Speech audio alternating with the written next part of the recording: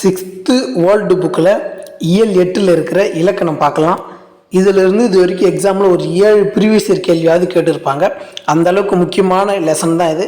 மாத்திரைனா என்ன, ஒருமை பழையில எப்படி திருத்துறாங்க, இந்த உதாரணம்லாம் அப்படியே ப்ரீவியஸ் இயரில் கேட்ட கேள்வி தான். இதை நம்ம கொஞ்சம் தெளிவாக பார்த்துக்கணும்.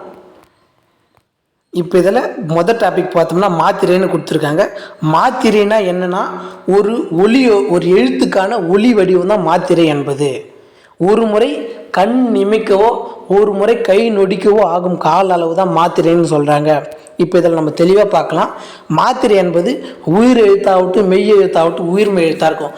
ஒரு எழுத்துக்கு நம்ம ஒலிக்கக்கூடிய கால அளவு தான் மாத்திரை என்பது.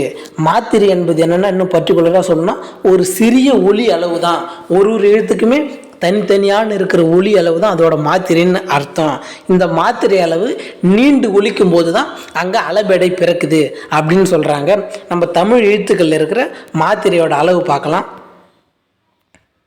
இப்போ உயிர் எழுத்துக்கள் 12 இருக்குதுன்னு நமக்கு தெரியும். ஆ முதல் அவ் வரை 12.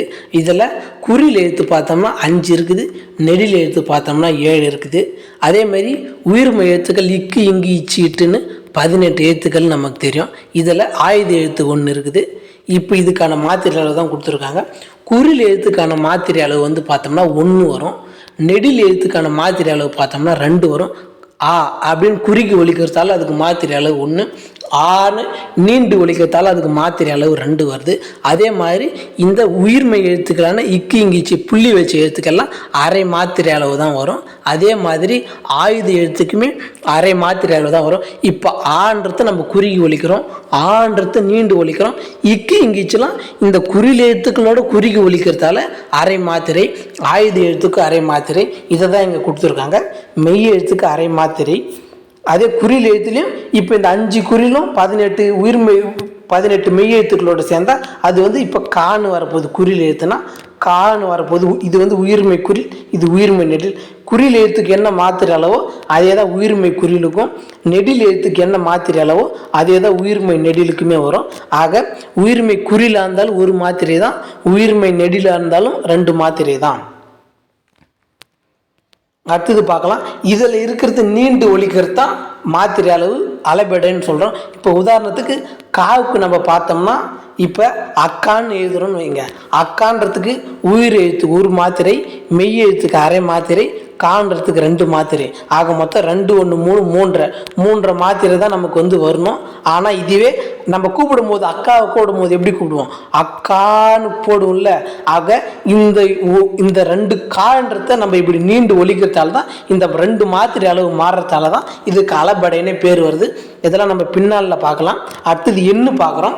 எண்ணுனா ஒருமை பன்மை இருக்கிறது 2 எண்ணு தான். சிங்கிளாக இருந்தால் ஒருமை, நிறைய இருந்தால் பன்மை. அதுக்கு உதாரணம் தான் கொடுத்துருக்காங்க. 1 குறித்தால் அது ஒருமை, 2 குறித்தால் அது பன்மை. ஆக எண் என்பது 2 வகைப்படும், ஒருமை பன்மை என்று. பூ என்பது ஒருமை, பூக்கள்னா பன்மை. மாணவன் அப்படின்னு ஒருவனை குறித்தால் அது ஒருமை, மாணவர் மாணவர்கள்னு கொடுத்தா அது பன்மை.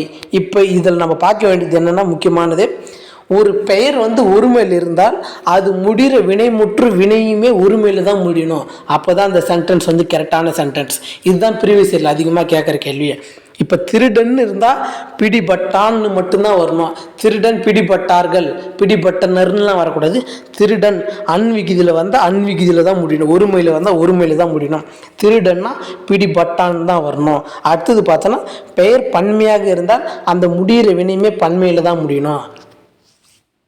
திருடர் திருடர்கள்னு வந்தால், திருடர்னு வந்தால் பிடிபட்டனர்னு வரணும்.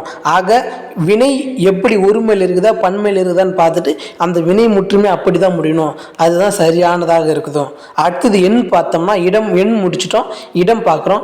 எண் 2 வகைப்படும், ஒருமை பன்மைன்னு. இடம் 3 வகைப்படும், தன்மை, முன்னிலை, படர்க்கை என்று 3 வகைப்படும். இதற்கு நம்ம உதாரணம் பார்க்கலாம். இப்போ நான் என்று என்னை பற்றி சொன்னால் அது வந்து தன்மையில் வரும். நீன்னு சொன்னால் அது வந்து முன்னிலையில் இருக்கிற முன்னாடி இருக்கிற உன்னை பற்றி வரும். அவன் அவள் அதுன்னா இந்த ரெண்டு பேருக்கு சம்மந்தம் இல்லாத தூரத்தில் இருக்கிற மூன்றாவது ஆப்ஜெக்டை பற்றி பேசுறது தான் அவன் அது. அதுக்கு வந்து படற்கைன்னு பேர்.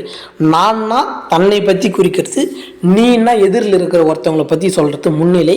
அவன் அது அதுனா ரெண்டு பேருக்கு சம்மந்தம் இல்லாத தூரத்தில் இருக்கிற ஒருத்தவங்களை பற்றி சொல்கிறதால இது வந்து படற்கை. இலக்கணத்தில் இந்த பேசிக்லாம் நம்ம தெரிஞ்சோம்னா தான் பின்னாடி ஆப்ஷன் வச்சு கூட நெக்லெக்ட் பண்ணி அடிக்க ஈஸியாக இருக்கும். இப்போ பன்மையில் அதே சொல்கிறோம். இப்போ இதெல்லாம் ஒருமையில் சொல்கிறோம். நான், நீ, அவன், அது அதெல்லாம் ஒருமையில் சொல்கிறோம். இதே நம்ம பன்மையில் சொன்னோம்னா இப்போ நாங்கள்னு சொன்னோம்னா தன்மையில் வரும், நீங்கள்னு சொன்னால் முன்னியில் வரும், அவர்கள் அவைகள்னு வந்து அது வந்து படற்கையில் வரும். இது மாதிரி தன்னை குறிப்பது தன்மை, முன்னால் இருப்பவரை குறிப்பது முன்னிலை, தன்மை முன்னிலை அல்லாத மற்றொருவரை குறிப்பது பயனிலை. அவர் இடத்திற்கேற்ப இப்போ முன்னாடி நம்ம எண்ணில் எப்படி பார்த்தோமோ பெயர் எப்படி இருக்குதோ வினையும் அப்படி தான் முடியணும்னு பார்த்தோமோ அதே மாதிரி தான் இடமும் எப்படி இருக்குதோ அதற்கேற்ற மாதிரி தான் நம்ம வினையும் முடிக்கணும் அப்படின்னு சொல்கிறாங்க.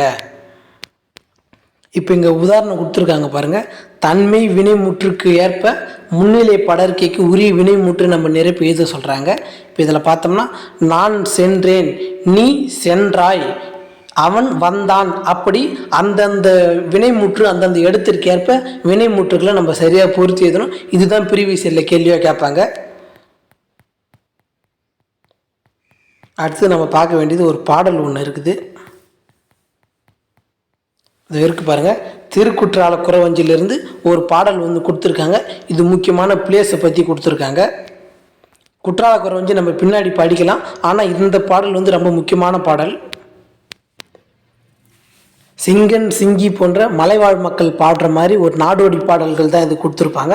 ரொம்ப சூப்பராக இருக்குது இந்த பாடல் படிக்க. பார்க்கலாம். திருவண்ணாமலை காஞ்சிலாம் திருக்காலத்தி, சீர்காழி சிதம்பரம் தென்னாரூர் காசி, குருநாடு கேதாரம்லாம் கோலக்கொண்டை, கோகரணம் செகநாதம்லாம் கும்பகோணம், அரியலூர் ஸ்ரீரங்கம்னா திருவானைக்கா, அடங்கலும் போய் சிங்கனை தேடி, சிங்கன் வரிசிரா பள்ளி விட்டு மதுரை தேடி, மதி கொண்டான் திரிகூடம் எதிர்கண்டானேன்னு சிங்கனும் சிங்கியும் பாடிக்கிற மாதிரி ஒரு பாடல் தான் கொடுத்துருக்காங்க. திருக்குற்றால குறவஞ்சி. இது வந்து எழுதியவர் யாருன்னா திரிகூட ராசப்ப கவிராயர் என்ற கவிஞர் தான் எழுதுகிறாரு. குற்றாலத்தை பற்றியும் அங்கே வாயிற மக்களை பற்றியும் தமிழ் மொழியை பற்றியும் சிறப்பித்து கூறுற நூல் தான் இந்த குற்றால குறவஞ்சி என்பது. இதில் எந்தெந்த நேம்லாம் கொடுத்துருக்காங்க நம்ம ரொம்ப முக்கியமாக பார்த்துக்கணும்.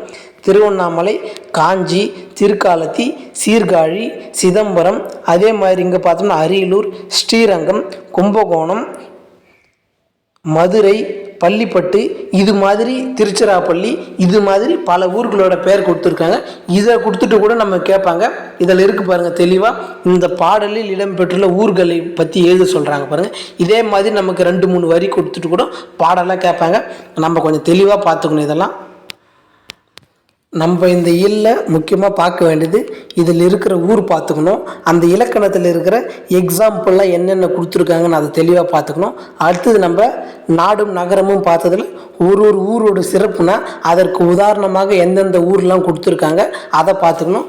உடுமலை நாராயண கவி பாடல், ராமச்சந்திர கவிராயர் பாடல், இதை பற்றிலாம் தெளிவாக இந்த இயல் 8 கொடுத்துருக்காங்க. இது வரைக்கும் இந்த இயல் 8 நம்ம ஓவராலாக கனெக்ட் பண்ணோம்னா ஒரு 20 ப்ரீவியஸ் இயர் கேள்வியாவது கேட்டிருப்பாங்க. அந்த அளவுக்கு முக்கியமான லெசனு. நமக்கு வந்து இப்போ நியூ புக்கை தாண்டி ஓல்டு புக்குலேயும் அதிகமாக ஃபோக்கஸ் பண்ணிட்டு வராங்க. குரூப் 2 போன்ற தேர்வுகள்லாம் நமக்கு பார்த்தோம்னா 30% மேலே நமக்கு ஓல்டு புக்கில் கேட்குறதால இந்த ஓல்டு புக்கு கண்டென்ட் வந்து நம்ம தெளிவாக படிக்க வேண்டியது ரொம்ப அவசியம்தான். தமிழில் நம்ம 95+ நம்ம போடணும்னா இந்த மாதிரி எல்லா டேட்டாவும் நம்ம ஒரு அட்லீஸ்ட் ஒரு கம்ப்ளீட் ரீடுக்காவது நம்ம கொடுத்துட்டு நம்ம எதனா டெஸ்ட்டு கொடுத்தோம்னா தான் நம்ம ரேஞ்ச் என்னன்னு நமக்கு தெரியும். இது மாதிரி பல விஷயங்களோட நம்ம அடுத்த இயலில் சந்திக்கலாம்.